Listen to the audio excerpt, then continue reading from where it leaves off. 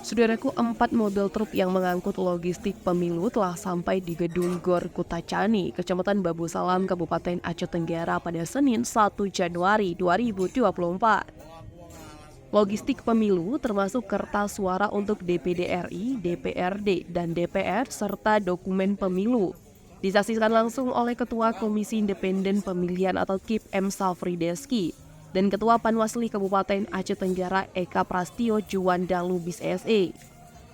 Proses pembukaan logistik ini diawasi oleh personel BRIMOB dan aparat kepolisian. Mengenai pengamanan logistik, Ketua KIP Kabupaten Aceh Tenggara menjelaskan bahwa 4 mobil tersebut telah digembok dan disegel. Proses pembukaan segel dan gembok dilakukan secara resmi dengan kehadiran aparat kepolisian dan Panwasli. Dari Aceh Tenggara, Asnawi Lui, Tribun Gayo.